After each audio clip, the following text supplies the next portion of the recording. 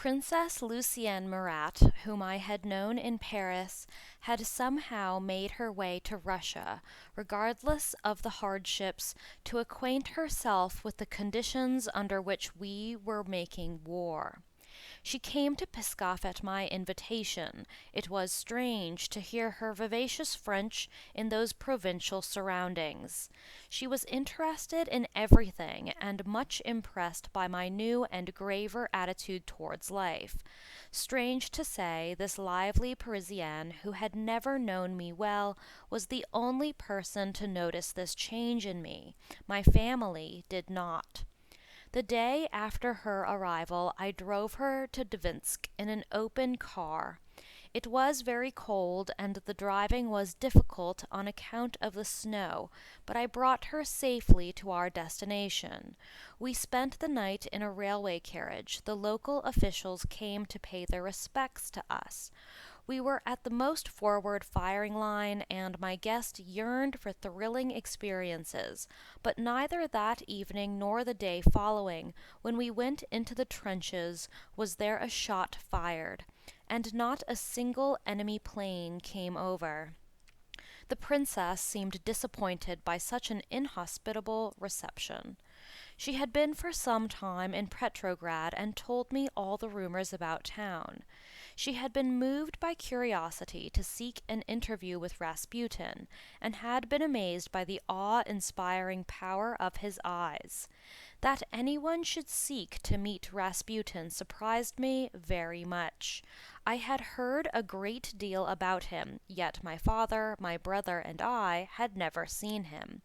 We simply despised him, and I could not understand at the time how a cultured woman could suffer herself to be introduced to him, or to seek his presence. Up to his death he was surrounded always by a group of excited, hysterical women, and exerted over them an unaccountable power. I attached little importance to all this talk. It seemed to me fantastic.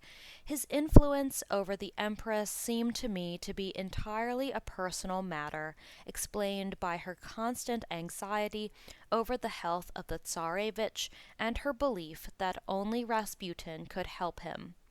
But the words of Princess Murat gathered up and gave definite shape to all that until now had been separate pieces of rumor and gossip of no import.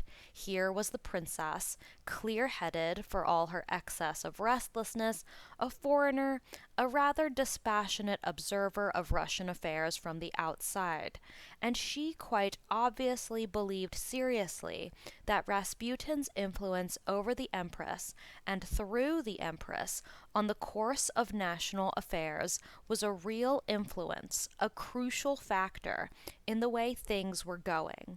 I was dumbfounded. When I returned to Pskov and again received first-hand news of the fighting from General Ruzsky, commander of the armies of the Northern Front, I found these reports far from comforting. Behind our lines, too, dissolution continued. The sudden appointment of B.V. Sturmer as Prime Minister raised a widespread muttering as to German influence. Moreover, Samarin, the procurator of the synod, had been discharged, and Vladimir, the Petrograd metropolitan, was transferred to Kiev. His post was given to Pidarim, a trusted partisan of Rasputin. In July 1916, Sazonov was discharged as Minister of Foreign Affairs, and with him went the only hope and support of the Allies. His post was temporarily entrusted to Sturmer, the suspected pro-German. In September, Protopopov was appointed Minister of the Interior. This choice amazed everybody. It was a Rasputin appointment. Protopopov was a curious and very much discussed figure in the political world. It was about this time I first heard people speaking of the Emperor and Empress with open animosity and contempt. The word revolution was uttered more openly and more often. Soon it could be heard everywhere. The war seemed to recede to the background. All attention was riveted on interior events. Rasputin, Rasputin, Rasputin. It was like a refrain. His mistakes, his shocking personal conduct, his mysterious power. This power was tremendous. It was like dusk, enveloping all our world, eclipsing the sun.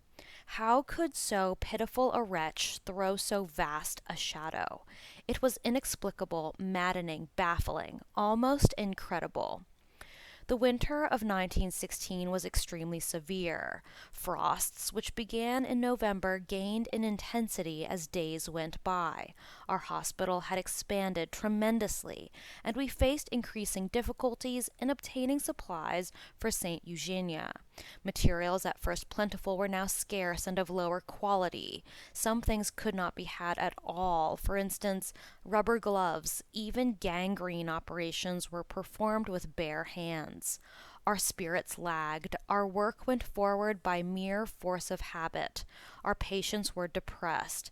Their attitude towards the personnel had undergone a noticeable change, and they returned to the front with a feeling of unconcealed aversion. Pskov, however, did not change. I was not afraid of the cold.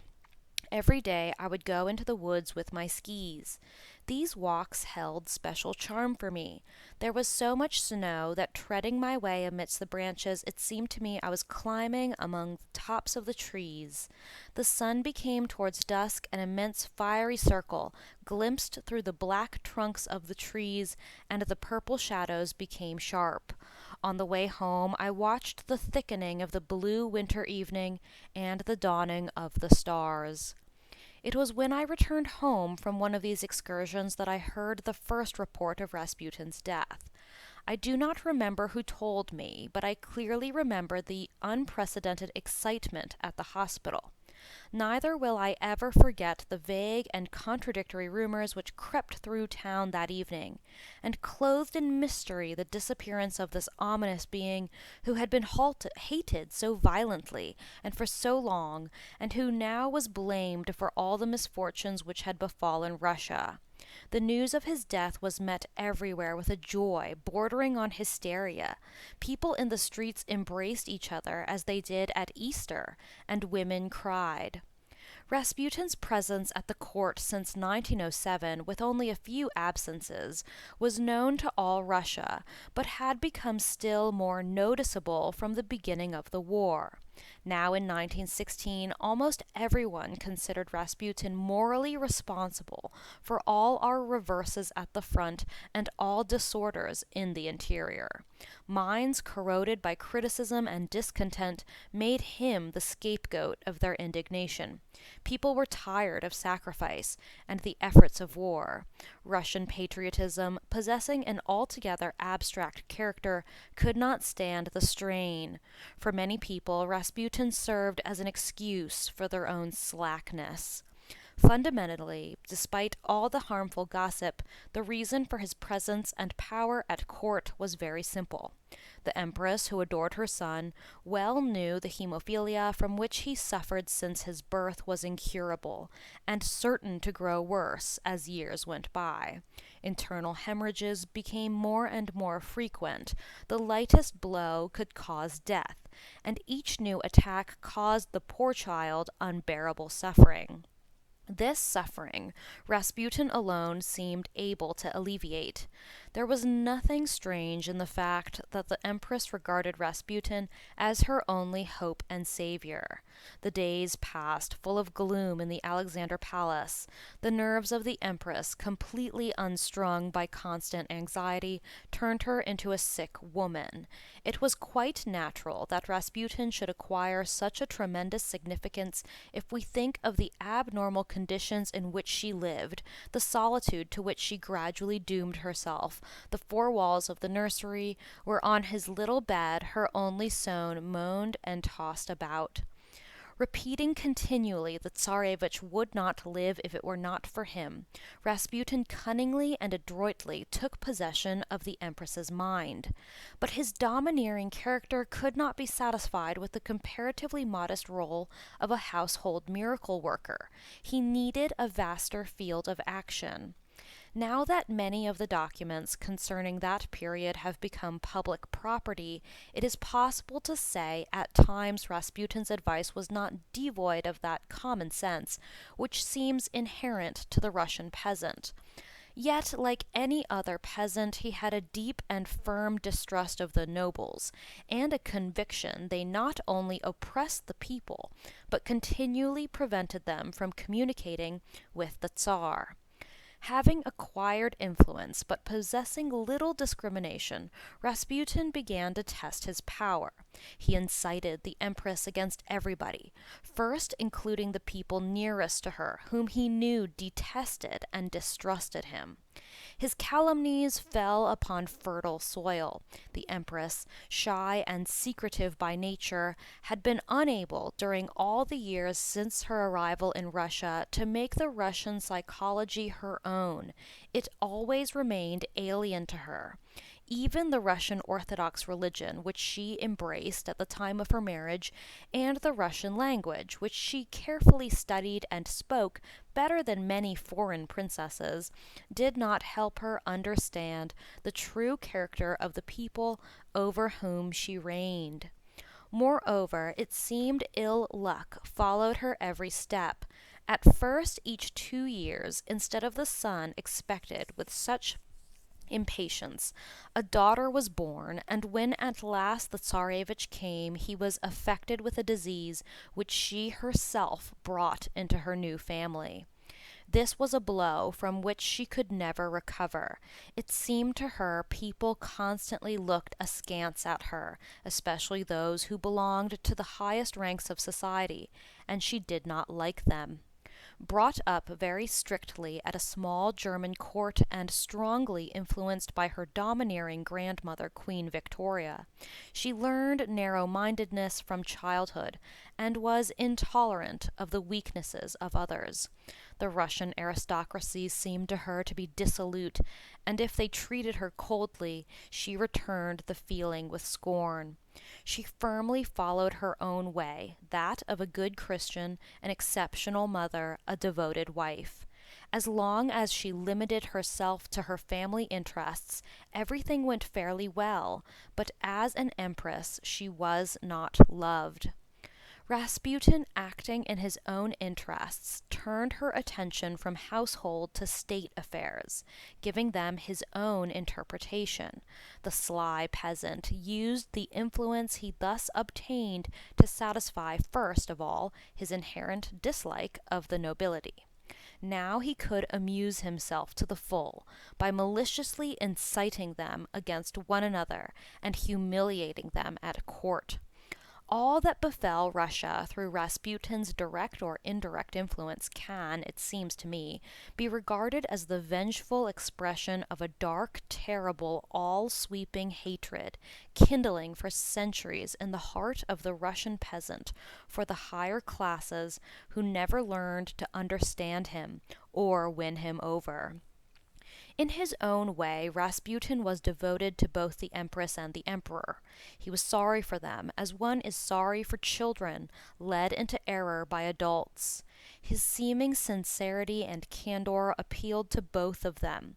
His talks, the like of which they had never heard before, pleased them by their novelty and their apparently simple logic. The emperor himself longed for closeness with his people. But with no education whatsoever and unaccustomed to such surroundings, Rasputin very quickly grew conceited from the boundless confidence shown him by his high benefactors. Brazenly, he surrounded himself with a clique of rogues and adventurers who played on his lowest instincts and involved him in a net of intrigues he was unable to understand. To those who were constantly with him, he began to boast of his importance at the court in terms that led to disgusting gossip, which gradually spread throughout Russia. He was dissolute and, loving wine, drank and bragged. Such was the being who perhaps more than anyone else governed Russia, for the unbalanced, sick empress blindly acquiesced to the demands of the only person necessary for her peace, and the emperor, deeply attached to his wife and pitying her, unfortunately did not have the strength to contradict her. And the circle of intrigues in which Rasputin involved the imperial couple closed around them day by day, tighter and tighter. His death came too late to change the course of events. His dreadful name had become too thoroughly a symbol of disaster. The daring of those who killed him to save their country was miscalculated. All of the participants of the plot, with the exception of Prince Yusupov, later understood in raising their hands to preserve the old regime, they struck it, in reality, its fatal blow. True, Rasputin had to be annihilated, but it should have been done earlier, and in such a way as to raise no hue and cry. Then the imperial couple would never have been submitted to the humiliating necessity of punishing their kinsman for a killing which brought about general rejoicing. As I said, several different versions of the murder circulated in Pskov. It was said some girl of the people, seduced by Rasputin, tracked him and killed him by several revolver shots. They even gave the name of the girl. The details of this story, invented from beginning to end, was so plausible it was accepted at once. I awoke the next morning to the ringing of the telephone. It was Prince Tchaikovsky, the local representative of the Red Cross. He asked to see me. His nervous bearing, his perturbed face, told me even before he spoke he bore tidings both serious and distressing. You know, of course, Your Highness, what has happened in Petrograd. The details that reached us yesterday were incorrect. We know now what really happened. Russia was freed from Rasputin by some heroes headed by Prince Yusupov. One of the participants in the plot was your brother, the Grand Duke Dmitri. I bent my head without saying a word. I never doubted for a moment I heard the truth. Thousands of suppositions pierced my brain like lightning. Memory reproduced words dropped inadvertently, sentences spoken casually, conversations heard. Are any details known? I asked. Not yet, Your Highness. Rasputin's corpse has not yet been found. Both the Grand Duke and Prince Yusupov have supposedly been arrested by order of the Empress. It is known the Emperor was still at headquarters yesterday. He received General Ruzsky. Is this known in Pskov? Yes. This is why I took the liberty of disturbing you so early. I was afraid you might learn about it by accident. Rest assured, the brave action of your brother arouses general admiration. The destruction of Rasputin is of the greatest benefit to Russia. I was proud of my brother, but somewhere I was hurt deep within my heart because he had not found it necessary even to hint to me about his plans.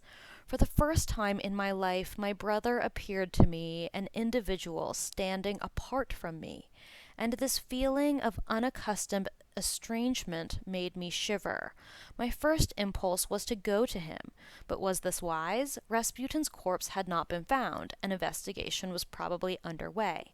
I knew nothing of Dmitri's situation, his degree of participation in the plot, his accountability in the eyes of the law. My precipitate departure from Pskov might compromise and endanger him if I suddenly arrived in Petrograd. But to remain in Pskov in ignorance, that seemed to me unbearable. Repeatedly that day I sent orderlies to General Ruzsky, only to learn he had not yet returned from Mogilev. But the next day he arrived.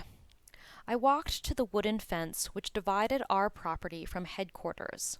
The sentinels recognized me and let me pass. I stood now in the old garden overlooking the river Velikaya.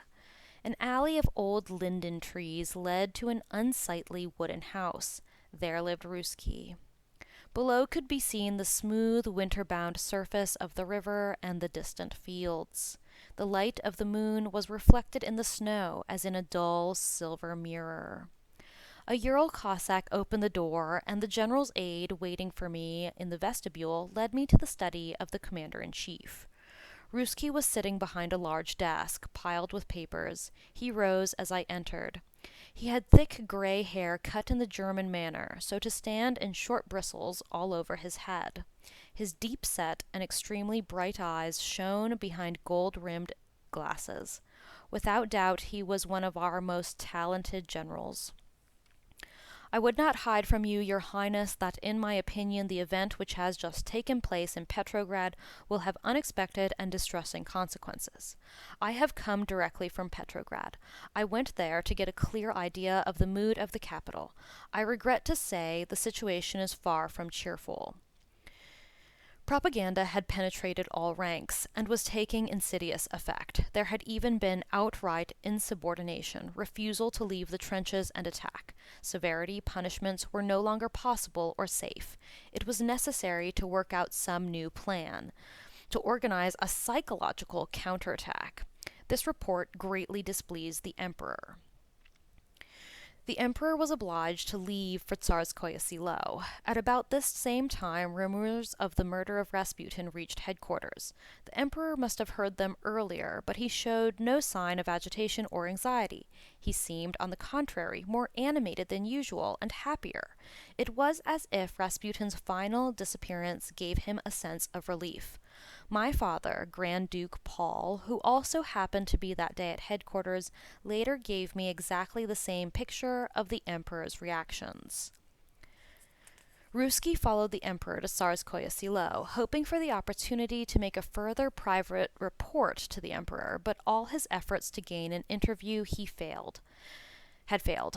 Petrograd trembled with curiosity and agitation. He had visited factories and talked with city authorities. The same revolutionary propaganda which was disrupting our front was cutting the ground from under us, and just as rapidly in Petrograd. The removal of Rasputin threw all internal movements and counter-movements entirely off balance. Everything now depended upon the course that the court would take as to the murder of Rasputin and its reaction to this tremendous event. The fate of the dynasty as well as that of the country depended upon that, and all eyes were turned toward Tsarskoye Selo. The immediate reaction at Tsarskoye, alas, was altogether different. Without waiting for the emperor's return, the empress gave orders for Dmitri's arrest. She sent General Maximovich, the chief of the Tsar's field chancellery, who took his sword and placed him under arrest in his own house. Prince Yusupov was transferred there also, and both were guarded by sentinels. Popular sympathy was wholly on the side of the prisoners. The vestibule of my brother's house was continually crowded with those who came to express their admiration and acclaim. All such enthusiasm aroused a new danger, a violent reaction in Tsarskoye, especially on the part of the empress, whose grief at the death of Rasputin was boundless. Ruzsky advised me to write Dmitri a letter and send it to Petrograd by a trusted man. With a heavy heart, I returned to the hospital. That evening I sat down to write to my brother. I did not know into whose hands this letter might fall. I finally decided simply to say that I was missing him and would like to see him. In those 2 days that dragged by, I heard that General Ruzsky had been relieved of his command in the Petrograd district. I also heard the murder of Rasputin had taken place at Prince Yusupov's palace. The papers printed a sparse official communication without details. The court, satisfied for the moment with the arrest of the 2 young conspirators, now did nothing. The police were still looking for the corpse. Finally came a laconic wire from Dmitri, asking that I come immediately to Petrograd. I telephoned Ruzsky. He ordered a special train. In less than 2 hours I was on the way. Some of my personnel came to see me off, and my departure made me feel an excited, morbid pushing and gaping, thoroughly disagreeable. Never had the trip to Petrograd seemed so endless. General Laming, my brother's tutor, met me at the station. We exchanged glances and silently shook hands. There were now too many things to speak about. Driving up to the palace on the Neva and entering, the first thing I saw were the sentinels, and just beyond, the welcoming servants who had been with us since our childhood. The Laming's answers indicated all too clearly that the same atmosphere reigned everywhere, in Petrograd as well as in the provinces. Tension reached its limit. The slightest awkward step on the part of the government would be sufficient to bring on catastrophe. A terrible confusion reigned in the minds of the people. Some few there were, better balanced than others, who hoped the general rejoicing at Rasputin's death would sober the Empress, but the majority rejoiced maliciously at each sign of the poor woman's grief. The chief danger, according to Laming, lay in a lust for revenge, now sweeping the partisans of Rasputin, who were not neglecting to fan in the heart of the Empress a similar sentiment. For the most part adventurers or men with blemished reputations, they had nothing to lose, and were capable of anything. Laming had been warned by the police to watch over Dmitri day and night.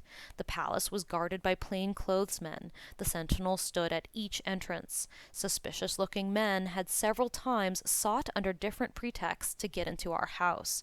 Protopopov, Minister of the Interior, whose career Rasputin had made, sent spies of the famous Okhrana to watch all that was happening in the house, but Laming's vigilance kept them at watch from without.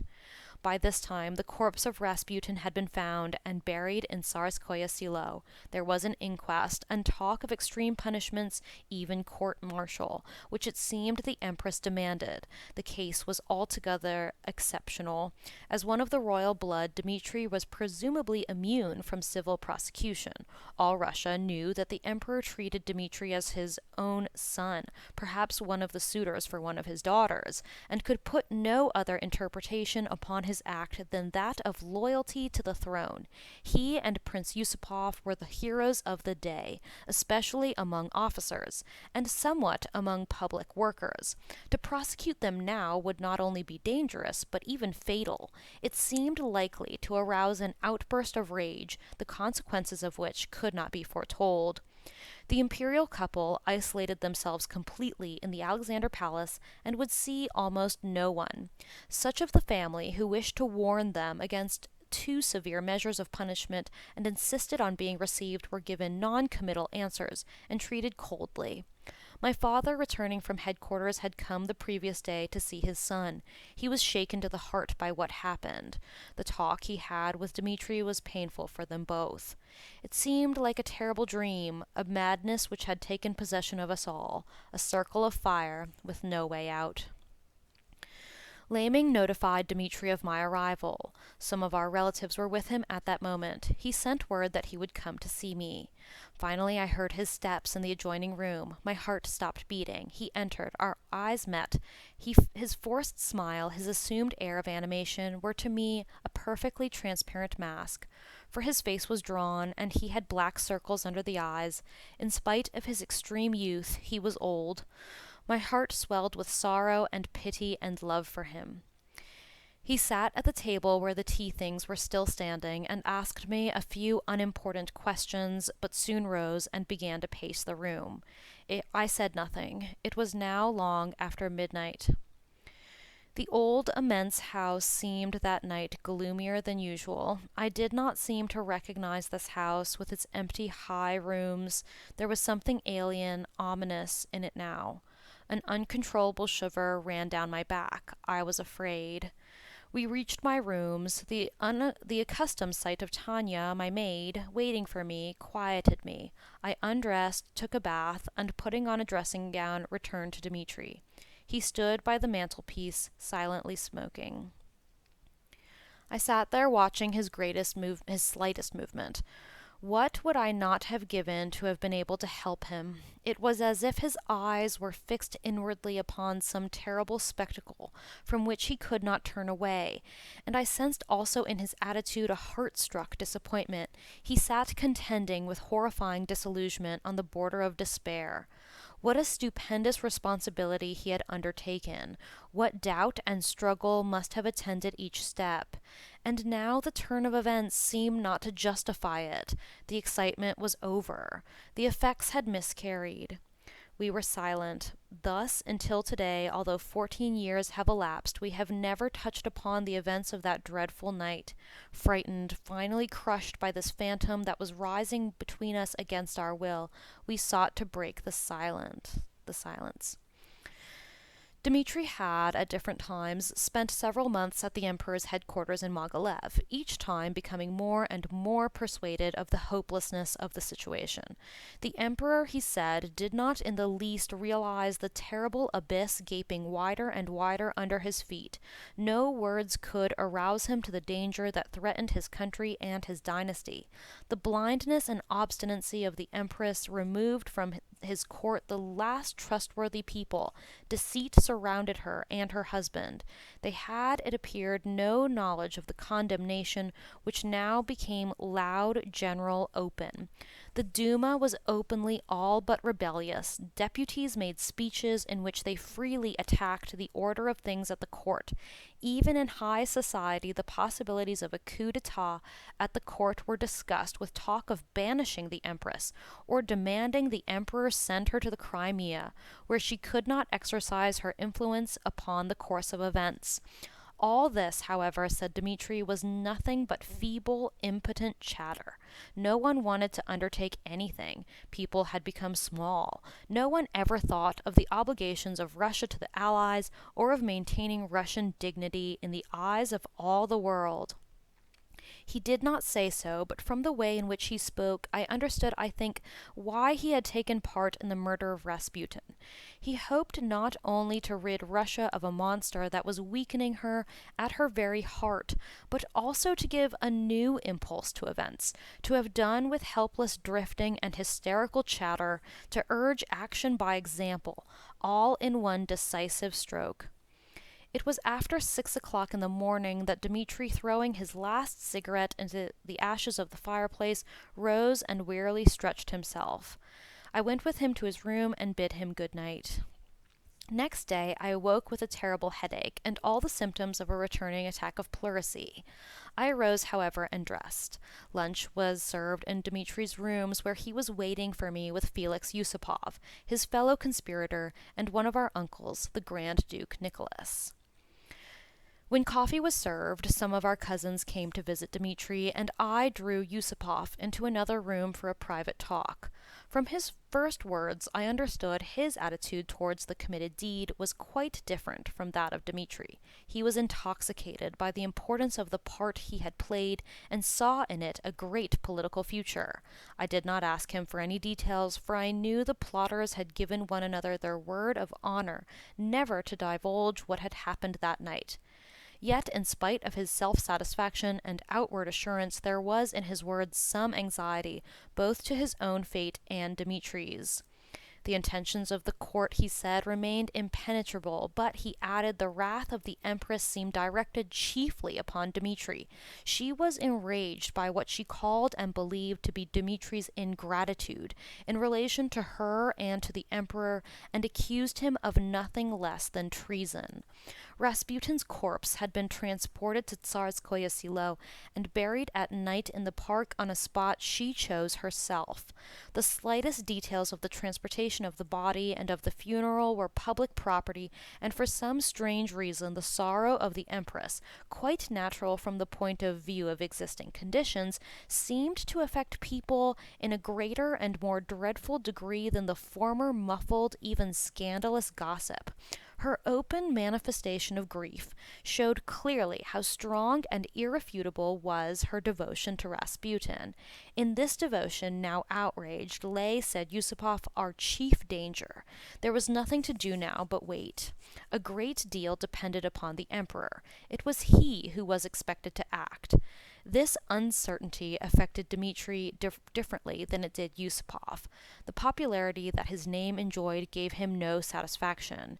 On the contrary, it frightened him, and he also was frightened by the gathering consequences of the murder, so entirely opposite to those he expected.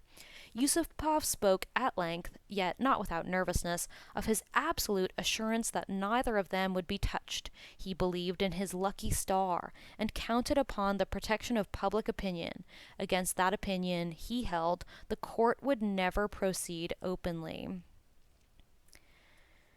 That afternoon, Laming came to say that General Maximovich wanted to speak to Dmitri on the telephone. After a short conversation, Dmitri returned and told us that Maximovich asked him to come immediately as he had an important and urgent order. Pale to the very lips, Dmitri ordered his car and left, accompanied by General Laming. Yusupov and I remained alone. Our anxiety was so great we could not even speak of it. Yusupov lost all his self-assurance. To still in a measure my own apprehensions, I sat down at the piano and began to play the accompaniment of a gypsy song. Felix, leaning against the top of the piano, sang in a low tone. My fingers shook. Half an hour passed. Dmitri stood on the threshold, grasping the handle of the door. It seemed to me his features changed almost beyond recognition. Felix and I looked at him in silence. Dmitri advanced into the room. I have received the order to leave tonight for the Persian front, accompanied by the aide-de-camp of the Emperor appointed to watch me. During the trip I will have no right to see or correspond with anyone. My exact destination is not known, he told us, making an effort to remain calm. You, Felix, are exiled to your estate in Kursk province. The chief of police will let us know later as to the time of departure of our trains. Dmitri threw his cap upon the divan and began pacing the room. We were crestfallen. It was not the question of the punishment, which at first glance seemed very mild, as much as that of the influence which it might have upon future events.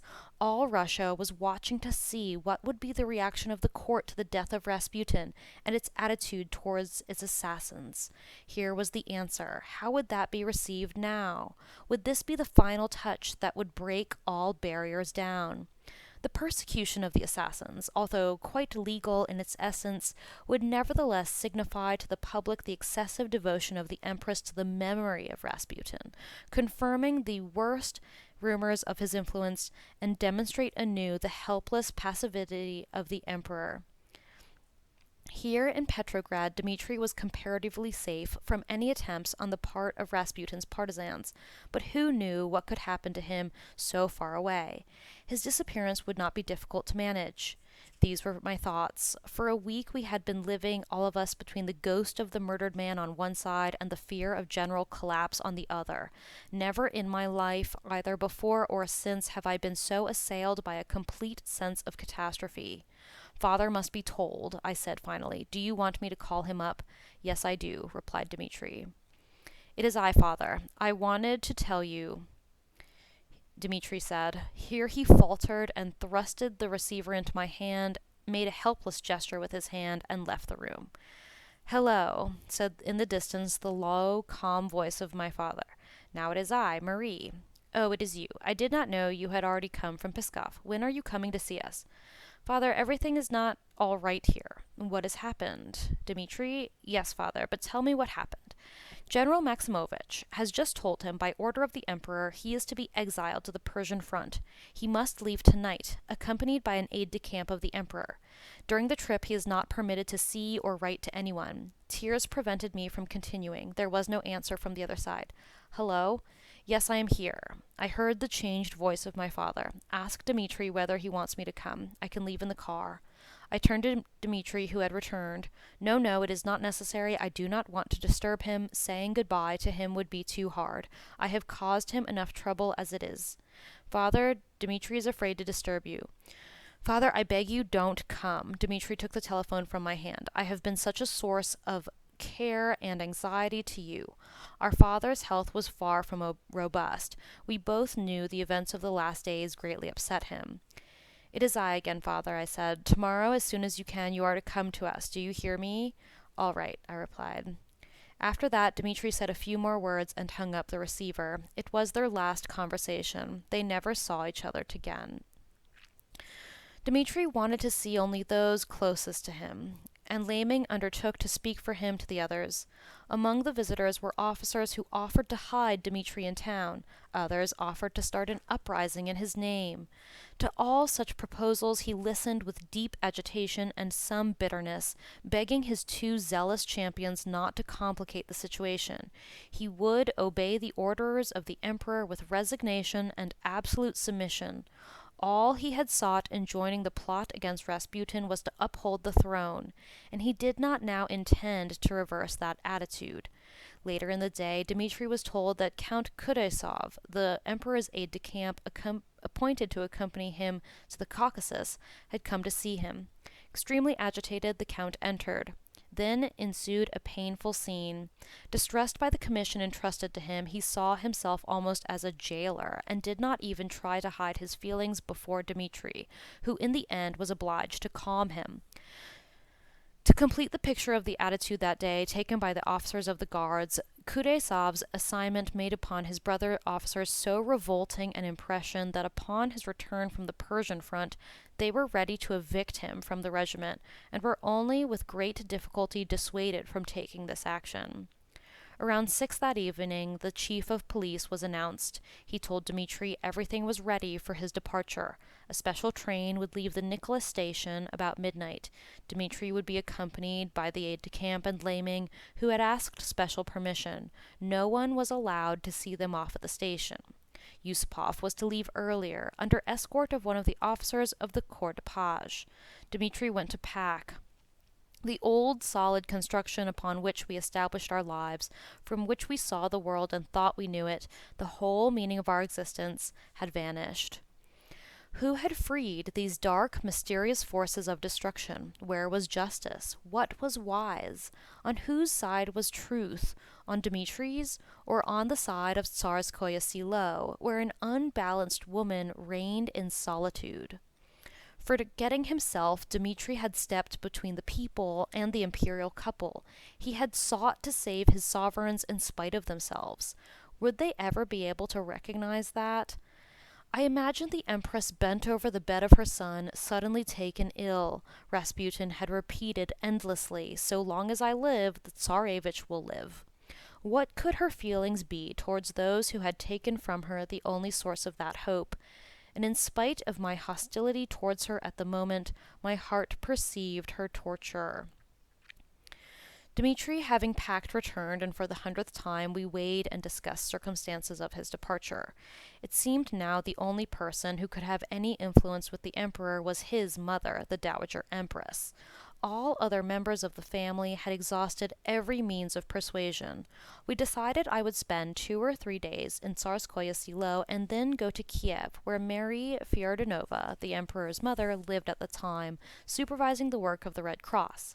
On my way, I was to stop in Moscow to see Aunt Ella. We dined, speaking of other matters, trying not to linger among the thoughts which tormented us. After dinner, a young captain, the teacher of the officers' course at the corps de page, came to conduct Yusupov to the station. We all went to the vestibule to see him off. The captain, in full fighting outfit, waited, somewhat embarrassed, on the top landing. Felix put on his gray soldier's coat and bade us goodbye. We embraced. Followed by the captain, Felix went down the stairs. We returned upstairs. Dmitri began to look over his papers in the drawers of his desk. He drew forth and thoughtfully examined several large photographs of a very pretty woman, hesitating as to which he would take with him. But they were all much too large, and with a sigh he thrust them back into his drawer. His glance rested finally upon a portrait in watercolors of our mother, in a black leather frame, standing in front of him behind the ink-pot. Then he arose and slowly made the round of his room. We both knew that he would never see these things again. Someone knocked at the door. It was my brother's valet with a small square box of unpainted wood. "Your Highness, this has just been brought for you." "Give it to me. What is it?" "That's just it. I don't know what it is. I won't give it to you. I only brought it to show you. There might be something dangerous in it." "A bomb?" laughed Dmitri. "Give it to me. I'll look." "Don't shake it, Your Highness. It might explode." We examined it carefully on all sides. Dmitri took a penknife and placed the blade under the top. "No, no, Your Highness, don't do it yourself. In the name of God, let me open it." Dmitri shook the box at his ear, and ascertaining it could contain nothing terrible, gave it back. The top had been taken off. On the bottom of the box, carefully packed with cotton wool and tissue paper, gleamed the blue enamel of a Serbian order. The hour of departure approached. I decided to go to the station to see my brother off in spite of the prohibition. 2 of our uncles, the Grand Dukes Nicholas and Alexander, promised to join us. They came a few minutes before midnight. Now it was time to go. Dmitri threw a last glance upon all he left behind him, patted the soft red hair of his favorite dog, and put on his coat. All the members of the household were assembled in the vestibule. It brought vividly to mind the so many farewells that marked our lives, so heartrending and so alike. Most of the servants wept quietly. Dmitri's aide sobbed loudly, and his tears dropped onto his coat front. We rolled through the night down deserted streets. At the station we noticed the entire square in front of it had been cleared and was surrounded by the police. The chief of police himself opened the door of our car, but made no protest at my presence or at that of our uncles who had come in another car. We followed him silently through the imperial rooms to the platform. It was bitterly cold. We huddled together, waiting. Finally, making up his mind, Dmitri asked permission to say a word. No, the station master asked permission to say a word. I learned later he offered to put the train on a side track after it left the station, which would make it easy for Dmitri to leave the carriage and escape. His escort now asked my brother to enter the carriage. We embraced and crossed each other. He turned from me and boarded the train, which began to move slowly. For a long time I could see through my eyes Dmitri's white-gloved hand waving his cap. I began to plan a course of action, and at once discovered that many upon whose help and support I had the right to count I could expect nothing. Their high-sounding phrases had all been uttered. The object of their solicitude had vanished. It was over. Not knowing from where the wind might blow, they retired to their corners. I was as one in quarantine. There were, however, others more bold. The president of the Duma, Rodzianko, was one of these. We had a long talk. In the afternoon I went to Tsarskoye Selo. My father waited for me in his study. He was tired and worn. He said that after his telephone conversation with my brother, he had written a note to the emperor asking for an immediate interview. But under some pretext or other, the emperor had refused to receive him. Here I must go back to the time when my father, who had already heard at headquarters about the death of Rasputin, learned from his wife, who met him at the station, that Dmitri was one of the murderers. The shock was terrific. My father wished immediately to go to Dmitri in Petrograd, but his wife, Princess Paley, fearing for his health, dissuaded him. At home he called up Dmitri, intending to summon him to Tsarskoye Selo, but Dmitri was already arrested, and they decided that my father would come to lunch the next day. The same evening my father asked for an interview with the emperor. After some hesitation he was received, but only for a few minutes, and only after having been made to wait 40 minutes in the reception room. The emperor was very curt. He wished not to discuss the case. Next day at noon my father went to Dmitri. "Can you swear to me there is no blood on your hands?" Dmitri raised his hand, crossed himself in front of the icon hanging in the corner, and replied, "I swear by the name of my mother." The rest of their conversation is unknown to me. 2 days later, when the rumor spread the Empress was demanding a court-martial for both Dmitri and Yusupov, they saw each other again, and Dmitri gave father a letter, which he begged him to transmit to the Emperor. In this letter, my brother said, as soon as proceedings were instituted, there would be examinations, and he would be asked for his motive in lifting his hand against Rasputin. But as they had all taken oath not to give any explanations, he, Dmitri, proposed to refuse to give any answer, and later would shoot himself. He felt by such an act he would justify himself in the eyes of the emperor. I do not know if this letter ever reached the sovereign. My father acknowledged Dmitri and Yusupov had been impelled by a patriotic motive, but contended their action had been dangerous and thoughtless from many points of view. The deed, as he saw it, only deepened the abyss separating the imperial family from Russia, and the assassination which Yusupov planned and in which Dmitri participated was, in my father's opinion, both futile and hideous. He felt Yusupov possessed sufficient means to permit him to choose another and more adequate way of getting rid of Rasputin, and blamed Yusupov for involving Dmitri in a deed that brought such ugly notoriety. My father felt the Empress, under the influence of her recent sorrow, would become more conservative and reactionary, and would still more decidedly oppose the slightest concession to public opinion. No advice, he feared, would now have any effect. Both she and the Emperor, now completely estranged from everybody, received Rasputin's partisans exclusively. His shadow hovered over his victims, still inspiring their thoughts and intentions. By request of some of the members of the family, my father took it upon himself to tell the Emperor what he thought, and tried to depict the picture in its actual lines and colors. But the Emperor, in spite of the respect he bore his only living uncle and the son of Alexander II, was mistrustful. He insisted on seeing the picture in a different light, the more flattering light, diffused by the selfish and scheming partisans of a degraded court. It was hopeless. Then came Christmas Eve. As in former years, a beautiful Christmas tree was set in the ballroom and decorated for my half-sisters, still quite small. The gathering was odd. The elder sister of Princess Paley, Elvie Golovina, and one of her daughters were sincere and fanatic partisans of Rasputin, and so was my stepmother's eldest son, A.E. Pistolkors, who was married to Madame Vyrabova's sister. One of the princess's daughters, Marianne Zarnikow, was on the contrary very friendly with Dmitri, and so found herself in the opposite camp. And here were all these people, only a few days after the murder of Rasputin, assembled at the same table with the father and sister of one of the plotters against his life. The atmosphere was strained and gloomy. The next day I went to see my aunt, the Grand Duchess Marie. Intelligent, full of energy and enterprise, she did not enjoy the favor of a court, afraid of her independence and sharp tongue. She was the only Grand Duchess of that time who liked and knew how to entertain. She gathered around her not only the local elite, but also diplomats and foreigners coming to Petrograd.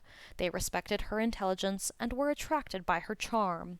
She received me with even more than her usual kindness, and announced herself with characteristic vehemence completely on the side of Dmitri. The distribution of punishment, she said, had been utterly unjust, and aroused widespread indignation.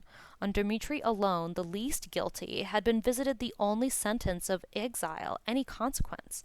Yusupov was simply exiled to his estate. The others enjoyed impunity. No one of us was able to penetrate into the palace, so she thought we should draw up a family petition asking the emperor to pardon Dmitri, or at least mitigate the severity of the sentence. I took to this proposal with enthusiasm. We drew up, and there a rough draft, which I was to show to my father. Then I stopped to see her eldest son, the Grand Duke Cyril. Both he and his wife had always been very fond of Dmitri. They were still more vehement in their condemnation of the court's attitude.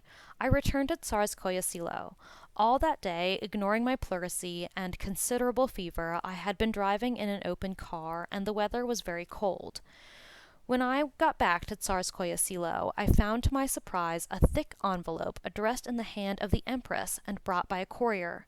Opening it, I found a letter and a small wooden icon of the miraculous apparition of the Virgin Mary. I do not remember the exact wording of the letter, but I remember its meaning. The Empress wished to show me, in her thoughts, she entirely separated me from Dmitri, and assured me of her unchanged feelings. Immediately I wrote an answer, curt and polite. I said that I could not take a different point of view from that of my brother. Neither could I stand apart from him, even if by doing so her affection was lost to me. My father did not manifest the enthusiasm for the petition that I expected, but he did not greatly object. My stepmother and I polished the text, copied it, and sent it to the Grand Duchess Marie, who had it printed. Signatures were gathered. Our grandmother, the Queen of Greece, headed the list. Then our petition was taken to the Alexander Palace. It was returned very shortly, addressed to my father, and on the top of the page the emperor wrote, "No one is permitted to engage in murder. I am surprised you addressed yourself to me, Nicholas." The Grand Duchess Marie, instead of keeping silent about the annotation of the emperor, angrily showed it to everyone. Very soon the entire town knew by heart the short sentence that stood at the top of the page. Immediately after Christmas, I left for Moscow and met with my aunt. From the beginning of Rasputin's influence at the Russian court, Aunt Ella had, many a time, warned her sister, the Empress, against taking him too much into her confidence and becoming too dependent on him. At first, the Empress paid no attention to her words, but as Rasputin's importance grew in her eyes, she began to feel more and more prejudiced against those who brought such warnings. When Rasputin's influence passed from the sphere of the household into that of politics, my aunt, seeing in this a greater danger, decided this time to carry her warning directly to the Emperor, her brother-in-law. But again her advice was scorned. The relations between the sisters, until then very friendly and intimate, gradually cooled, and the Empress soon began to feel oppressed by my aunt's presence. In spite of this disagreement in principle, they continued to see each other. Aunt Ella went almost as often as before to Tsarskoye Selo, paying no attention to her increasingly cold reception. This, she said, she preferred to the alternative, abandoning her sister at so crucial and unpromising a time. Before deciding upon participation in the plot, Dmitri had paid Aunt Ella a visit in Moscow. He talked with her until he felt he had a clear idea of the Empress's mental condition. It was only after that, having convinced himself there was little hope of a normal denouement, that he decided to join with those few men who were ready to bring this denouement about. My aunt clearly realized all the complications that were arising in connection with the death of Rasputin, but she was so happy at his disappearance she could not condemn the murderers. To her, Rasputin had been a living and active personification of evil, and she felt Providence had chosen Dmitri and Felix to perform judgment upon him. She told me the details of her last trip to Tsarskoye Selo, some rumors of which had already reached us in Petrograd. After seeing Dmitri and pondering the situation from all sides, she was determined to make a last attempt to influence the imperial couple. The emperor was absent when she arrived in Tsarskoye Selo. She had from her sister a frigid welcome, and her representation of the somber, rebellious mood of Moscow and of the need of immediate change led to a painful scene. The next morning she received from the Empress a short note asking her to leave. Their opinions, the Empress wrote, so greatly differed that it would never be possible for them to agree. She added that although the Emperor had returned, he was so busy that he could not find time for the talk my aunt requested. My aunt returned to Moscow, greatly depressed. A few days later, Rasputin was killed. Not knowing any of the details, my aunt sent Dmitri an enthusiastic and probably incautious wire, which was brought to the attention of the Empress. As a result, she was accused of complicity. And now, in spite of her devotion to her sister and of all her Christian feelings, my aunt's patience was at an end. Nervous enthusiasm reigned in Moscow. The inhabitants, considering Dmitri as one of their own, boasted of his deed. I left there that day and went on to Kiev. The Dowager Empress, who since our childhood had always been fond of Dmitri and myself, received me with habitual warmth. She listened attentively to what I had to say, but I understood very quickly it was altogether useless to count upon any interference from her. All arguments long ago had been exhausted. Besides, there existed subjects which were never touched upon by the mother or the son. In their conversations, everything that concerned the Empress was carefully avoided. After this, there remained nothing else for me to do, no one to whom I might turn. Completely worn out, I felt ill, yet before leaving Kiev I managed to see the Grand Duke Alexander, at that time in charge of aviation there. I remember we had an interesting conversation on politics, and he showed me a detailed project he worked out for the organization of a responsible cabinet in accordance with the demands of the moment and the needs of the country. He was planning to propose it to the emperor as extremely liberal, yet in full accord with the dignity of power. I reached Tsarskoye Selo sick and shattered. My father tried to keep me at his side, but as soon as I was able to leave my bed, I decided to return to the hospital, where work was waiting for me, work in which I might find a diversion for my thoughts. Moreover, my brother had been received with open arms at the small frontier post in Persia to which he had been assigned. He had been followed on his journey by a number of Rasputin's partisans, intent on avenging the death of their powerful benefactor. But these men had been apprehended and turned back, and his new comrades, General Laming assured me, watched over him vigilantly. The death of Rasputin changed not all the frame of mind at court. On the contrary, the Empress saw treason all around her, and trusted only the people Rasputin had recommended. Revolution was in the air. 2 months later, when it came, Dmitri was still at the Caucasus front. The punishment that had been meted out to him saved his life. During these 14 years there has been much said and written about Rasputin. No contemporary historical figure aroused such an interest as this peculiar, sly, adroit peasant. The details of his death have been known now for a long time. The causes and consequences of his position at the Russian court have been examined and studied from all sides. But my brother is still true to his given word, true to himself. No one has ever heard from him the description of what happened that night between the 16th and 17th of December in the Yusupov Palace, and it is doubtful that anyone ever will.